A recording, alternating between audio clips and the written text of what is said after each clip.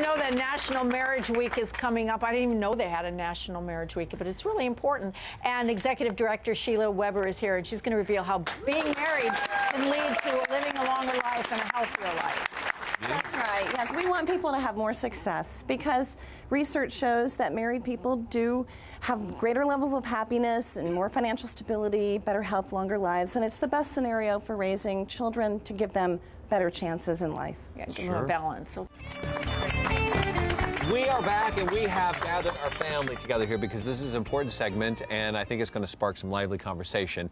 February 7th kicks off National Marriage Week. We're joined by Executive Director Sheila Weber. Sheila, let's jump right into this. What exactly is this week all about?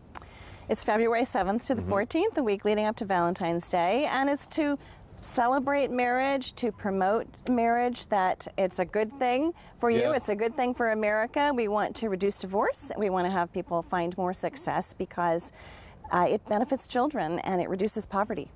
Is that why the new focus now is on is shifted towards marriage and being married and staying married? Is that one of the reasons? Well, yes, because we've sort of gone through a season where I think people focused on being self-actualized and being independent and how can we have our own needs met, and it's sort of lost this value that we really need each other, and I think we've had some problems just kind of thinking that we can be so independent. We want people to realize how valuable it is to learn how to be together and to have it be a happy time. Now, I read an interesting article lately, and it said that the baby boomer generation is more of the baby boomers are getting divorced because at the time when we were raised, it was about me, I, you're wonderful, you're perfect, you're this, and it's more of a selfish generation. And our children, who are the children that are I forgot the expression that they use, but they've seen that and they don't want that in their lives. They want to get married, and their idea is to get married and stay married and work at it harder.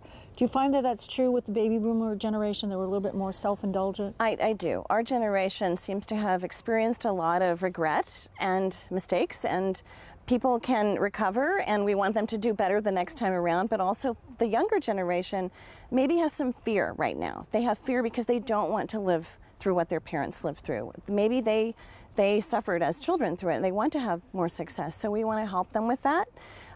But there's also a growing movement toward long-term cohabitation, which I want people to realize it doesn't always give you the stability that you are hoping for and the commitment level. In fact, 70% of those who cohabitate do break up, and 20% marry and then later break up, so only 10% really ends in lasting marriage. Wow. You know, my parents married 61 years, and were, you know, there are times that was bumpy, and, you know, but they worked through it, they stayed in it. Many times, we all have done the expression, it's been a punchline of sorts, you know, our marriage is da-da-da, you know, and you say something, but everybody relates to the frustrations that go along with that. But now some of the trends are showing that people are waiting much longer before they get married. They're not doing it right, you know, early in their early 20s. Well, I think there's some fear involved. I think there's that what fear, it is? but we want people to get past that fear and realize that marriage actually brings you greater financial stability, that the happiness measurements are stronger for people who are together. People really do want lifelong lasting love. And so we want people to have increased marriage education. This is one of the things National Marriage Week USA wants to do, is to mobilize marriage education. Imagine fireworks 4th of July. We want to see every town in America have some sort of marriage education. People need it. They need to learn how to increase counseling or just awareness of learning how to speak in more effective ways, learning how to meet the emotional. I so identify with that. Yes, you actually have to learn skills, especially if you didn't see it in your own house. Are you saying, I'm sorry, it's better to wait till you're older or start younger? Well, I'm not going to make value judgments on that. I just think that people need to value marriage more than we are. Because I know for me, I met my husband when I was 19, and he was 10 years older, so he was almost 30. The age I am now, 10 years later with 2 kids. So for me, there was like no compromise at the beginning because I was 19.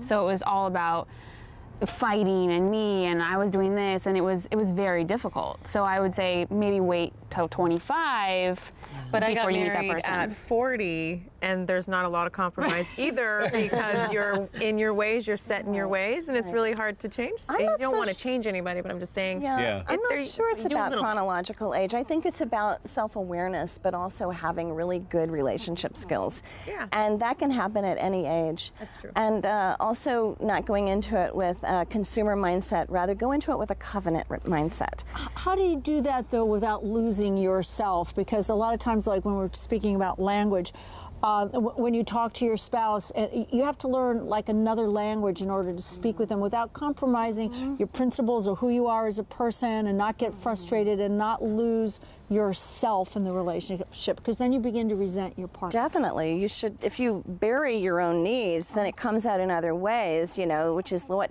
leads people to destructive behaviors and passive aggressive behaviors. So you don't need to deny your own needs. You need to learn how to articulate them in a way that's respectful and engages, and that we can learn better ways to express our needs and to build empathy. People start out with goodwill. If there's goodwill, there are ways that we can learn to speak more respectfully to each Is there a other. class for that? There are classes. There are lots of classes. What's funny is that you say that the best advice, I've been married for almost 2 years, very happily married, but the best advice I ever got was from Pat Williams with Orlando Magic. He said, you marry someone that makes you want to be a better person. And that was the best advice I think he gave me, and he said he's got a lot of kids. He's got like 19 kids because he adopts all these. He says, that's the advice I give all my kids. Marry someone that makes you be a better person. My husband has brought out qualities in me that I'm thankful for, and I wouldn't have learned them without him, and vice versa. There are amazing books that people don't even know about that are very helpful, and classes. There's one little concept that made a huge difference in my own marriage, and it came from a best-selling book, and it was that we both need love and respect, but the deepest need of the male is to feel respected, and the deepest need of the female is to feel loved. Oh, I And knew they're that. very distinctive. They're Yes, very yes, distinct needs. Of course, we both need both. Sure. But it changed the tone that I used with my husband. It changed the tone, and it changed the way I couched what I needed to say.